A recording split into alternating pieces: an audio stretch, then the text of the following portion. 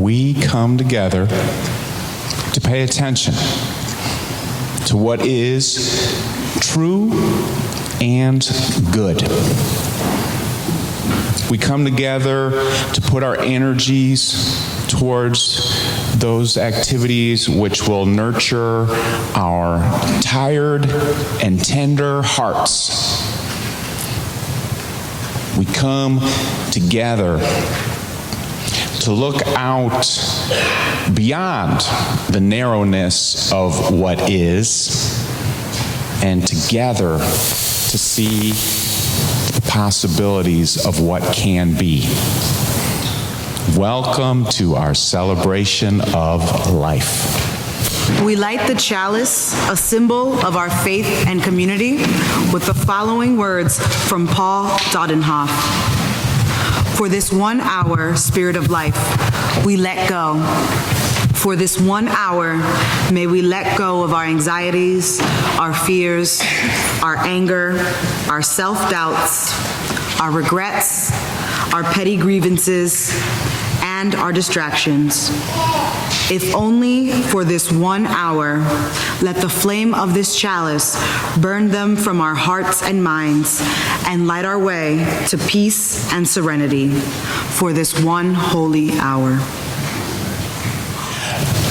Attention is the spiritual theme of the month, and I have a little time for everyone, especially the kids, but given this morning's using a screen, I'm just going to invite you to stay where you are. So Rudy's going to go turn off the lights for just a little bit.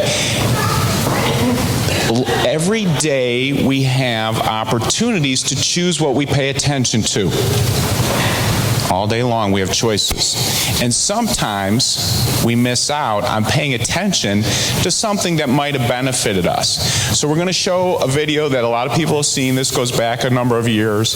Joshua Bell is an internationally renowned violinist who did an experiment one day with the Washington Post. They went down into the subway in D.C. and he played an amazing piece of music, and very few people paid attention. So I'm just going to show this because it could have been any one of us rushing by this. Let's go ahead, Celeste, please. Watch what happens when one of the nation's greatest musicians played in DC Metro during rush hour. Just one day during the week, this is what he looks like. I encourage you to check out his stuff. He's warming up.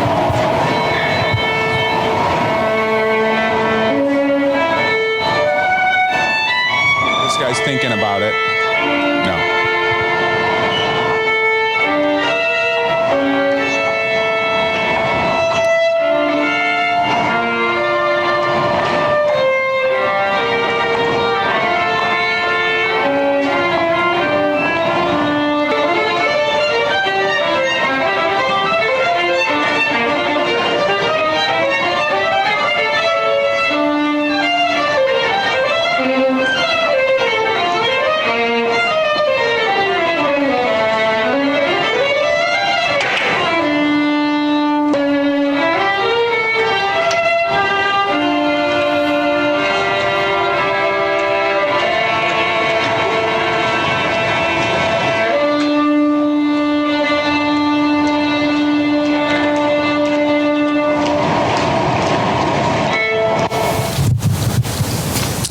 And Joshua, okay, thank you, Rudy, if you could put the lights back on.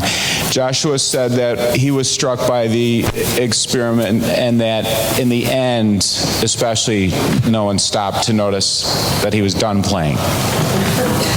So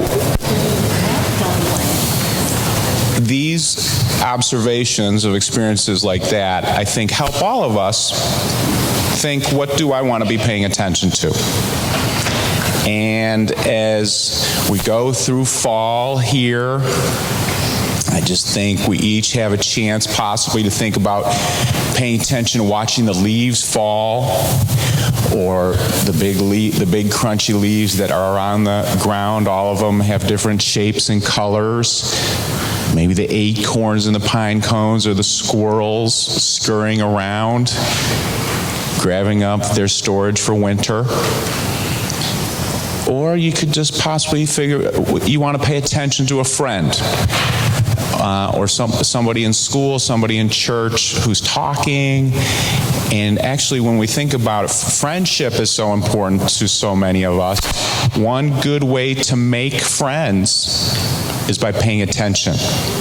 Because I think most of us, whatever we say, really like to be paid attention to. It would be tough to live a life where nobody ever paid attention to you. And we like to pay attention to others. So I think we can just all help. One thing we do in church is come together, help each other, learn how to make good choices. And choosing what we pay attention to is important. This reading comes from a magically talented colleague of mine. He's now retired, Mark Bellatini, wrote poetry. This is his. It comes to me now often at this time when the time change happens and it gets darker earlier. Late fall. Less light. A time to rest for eyes weary of bright lights competing for our attention. Less light. A time to focus carefully on things that the spotlight has missed. Less light. No need to squint, eyes wide and alive. Less light. No need to look frantically for what might be missing. Eyes closed and breath steady. Less light. Ample time to see the slant sun of dawn kindling dewy webs between bare, wet branches. Less light. Ample time to see the setting sun turn rain clouds into formations of flamingos. Less light. A blessing to all who never quite find time to sit in the dark silence during the noisy summer. Less light. A reminder to all those who need help remembering that few paths in this life are clearly lit. Less light. A time to notice shapes and textures as well as color. Less light, a gift of the tilting earth. Less light, a gift, a blessing, a reminder, and a time of opportunity. Blessed are you, light that wanes.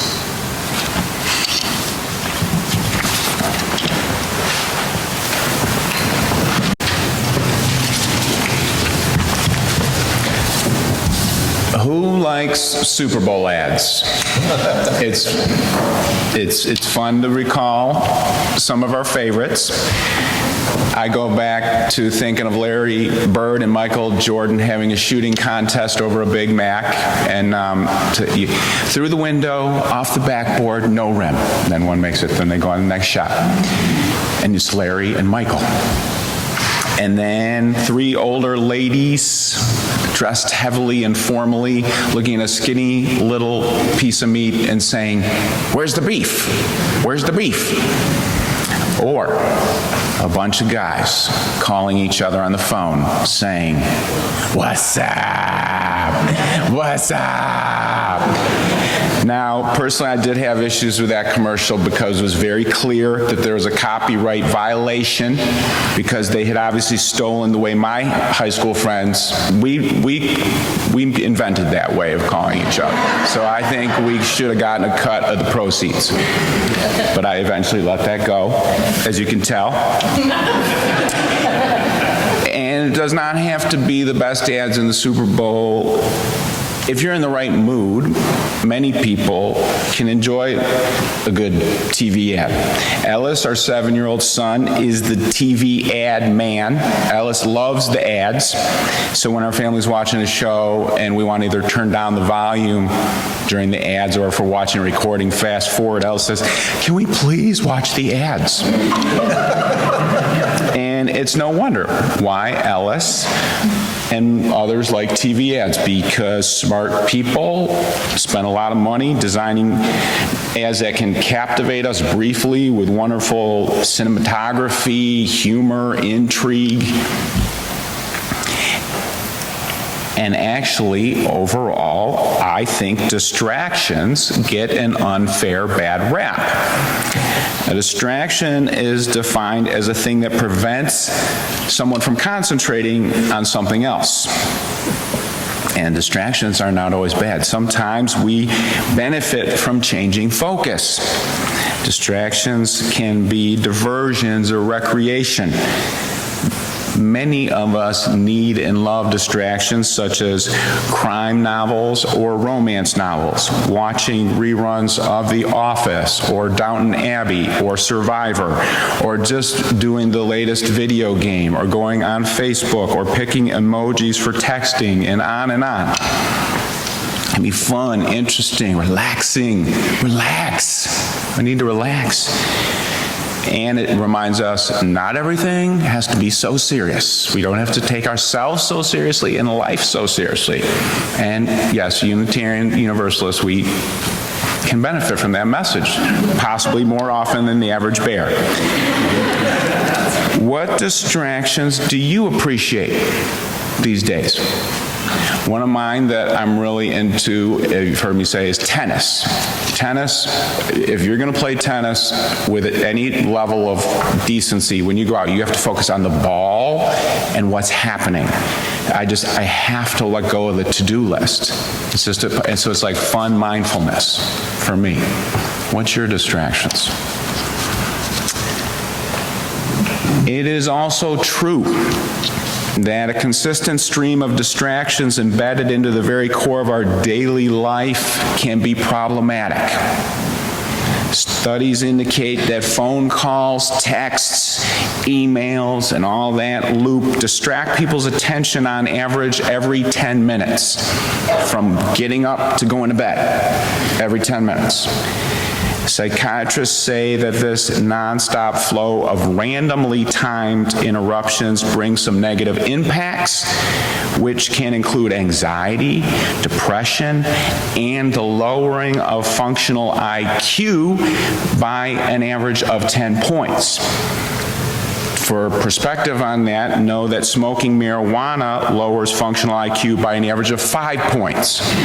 So being unconditionally connected to your smartphone reduces your intelligence more than smoking a joint. And that is a lot to think about. And it calls us to be mindful of the pros and cons of the choices we make in this distracted world we live in. Attention is the spiritual theme of the month. Pays to pay attention to what we are paying attention to. Paying attention. Through listening, seeing, or honoring somebody or something can improve the quality of their life or your life. Paying attention to life can facilitate the flow of love, gratitude, and devotion. We know by nature and or nurture some folks are simply better at paying attention than others. Concentration is not my natural strong suit. I have many ups and downs throughout my whole life. I've been getting better. I'm better than I was when I was 7 years old, and then when I was 12. But I have ups and downs with distractions and paying attention. Classic example that regularly happens in my life is during designated sermon writing time. I wrestle with strong impulses. Stop, go check the kitchen for snacks. I know that whole kitchen and what's in there by that end of the sermon writing time. Or go to the phone, look at the weather, what's playing next on the movies. There's a lot of good videos out there for tennis instruction. How about you? How do you do with paying attention and distractions? Partly due to my struggles with distractedness, about 3 years ago, I took the dive and went ever more into mindfulness practice. I took 2 mindfulness-based stress reduction classes and really dedicated myself to practicing. Practicing is a beautiful word. Now, mindfulness can be described as paying attention to what is in the present moment without rejecting it or holding on. About saying, oh, I can't pay attention to this, I can't accept that this is happening, or you don't have to say, this is happening, it can never end, it's so good, or life will always be like this. It's so bad, it'll never, no. It's like, it is, and life is changing. It is, and life is changing. And you can practice by simply paying attention to breath, paying attention to your breath, sound or sight. Not everybody has the sound and sight capacity to listen and see, but if you do, you can pay attention. And you do it with loving kindness to yourself. It's in loving kindness. If your mind wanders, don't beat yourself up. Healthy minds wander, that's what they do. It's like a double negative to beat yourself up. You practice loving kindness. Say, I'm going to lovingly bring my mind back to listening to what am I hearing? Is that the heating system of the church? I try and do it 10 to 30 minutes a day, and I try never to miss a day. And paying attention to what happens can kind of flow into other parts of your day. So you can practice this when you're with the grocery cart up and down the aisle and just sort of pay attention to the sights or sounds, and then it can flow off into other parts of your day where you may really benefit from it more when interactions or changes happen that are tough. It can transition your framing away from why is all this happening today, or why is this happening to me today, to wow, okay, this is happening. It really helps. I think parents, a great example is a busy parent day. You have to bring one child to the cello lesson, and then you tell her on the way, we have to go to the grocery store on the way home. I don't want to go. Okay, well, we have to go get food. You go through the grocery store, then you got to go and cook food for the potluck that you're going to go to that night, and then you got to get ready for the next thing and check homework and blah, blah, email from the teachers. And it could just be like, okay, I'm just doing one thing at a time, like this beautiful piece of music just said. I can bring mindfulness through this day and enjoy it for what it is and say, oh, okay, this isn't the perfect day. And it's just clear that paying attention is good, but it doesn't guarantee bliss. A lot of people think, oh, the Buddha sitting next to the lotus tree, will I become super blissed out in nirvana? No. That nobody escapes the first noble truth. Every one of us living in our lives knows the noble truth of suffering happens. Call it a lot of different words: pain, anxiety, problems, grieving, lament, regret. Pain, suffering happens. Hurt, physical pain. Suffering happens, but what mindfulness does increase your capacity for resiliency, to be present with what is. And resiliency comes in different ways. It can develop into some things which are pretty special. And this one, a lot of this stuff is so interesting because it's very simple, but then it gets to be really almost, I call it magical. But that's just the best word I can use. But Zen masters say that mindfulness practice can bring people into, once in a while, a dual experience. And I think most of us will get this from different things we've done. You can be a part of an experience or in the experience and a part from or outside the experience. It helps you kind of take a step back from yourself. Let go of being overly connected to self and just kind of see it from the outside. That's a little bit magic. I have experienced it after long days of retreat. you start feeling a little bit of the wisdom of what I think the 17th century Japanese poet Basho was talking about. You could read this poem 10 times and get a different take on it every time. Basho wrote, "Go to the pine if you want to learn about the pine. In doing so, you must leave your preoccupation with yourself. Otherwise, you impose yourself on the object and do not learn. Your poetry issues of its own accord when you and the object have become one. When you have plunged deep enough into the object to see something like a hidden glimmering there." So if you're with a pine, you can start seeing a hidden glimmering in the pine and feel your connection to it, is what I would say. What does that mean? I don't necessarily know. I think it's an experiential human spirituality discussion.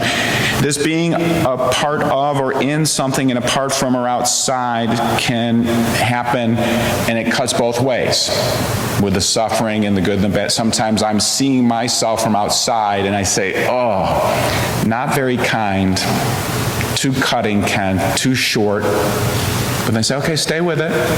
Stay with it, be patient, loving kindness. And it's an opportunity to do it different next time and know it's okay. A couple years ago, I was trying to go to nature to learn, live this Basho poem, try and pay attention to it, to be with it, to not be with it, all at the same time. I was sitting by a river in Cuenca, Ecuador, and these words came to me. I just said, I have to write this down.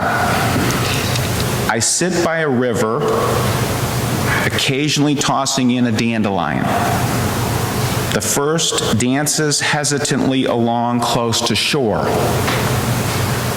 The second dandelion fails to gain enough wind, landing on the rocks, perhaps content, incurring no more risk.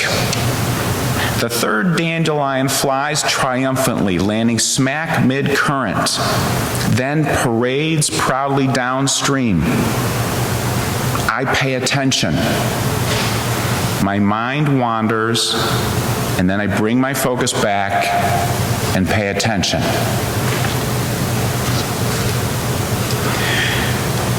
Last weekend at our men's retreat out in the woods, 20 of us were out in Chester County, and we engaged in mindfulness with nature with Ryan's leadership. Each man was invited to go out into the woods with the slanting autumn sun, large crunchy leaves underfoot, and just go out and pay attention. And many of us felt this reality of being connected to nature in body, mind, and spirit. And then this awareness of our connection swelled to love and devotion to nature. So I think it's not coincidental that the men invited the church to think more about how we live out our eco-justice on a daily basis.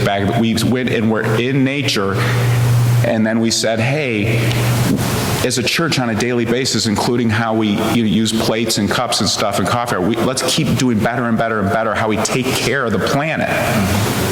That connection happened out of mindfulness in my thinking. As we come to the sanctuary this morning, some of us have been coming here for decades. Some of us are here for the first time. And it's also true that no matter what, we are all in this moment for the first time. This exact moment has never happened this exact way before, nor will it again. Everything is new every second, so it deserves our attention. We come to the Sangha to pay attention to the new and to each other, to make friends, knowing that paying attention is a good way to make friends. We all want to be paid attention to. And I just want to list these benefits of paying attention. There are a lot of different lists out there, but this is from the Psychology of Journal, coming together to pay attention right now, here. Psychology Journal wrote, higher brain functioning from mindfulness and just paying attention, increased clarity of thinking and perception, increased immune function, lower blood pressure, heart rate, anxiety levels, experiences of being calm, internally still, feeling connected. Those are what psychiatrists and psychologists have reams of studies show can happen. You don't get out of the suffering. You just become more resilient to how to deal with the ups and downs, the rich, the painful, the full, the disappointing, the hilarious, the sad. Let's practice paying attention in order to increase our capacity to be intimate and connected to a wider array of life.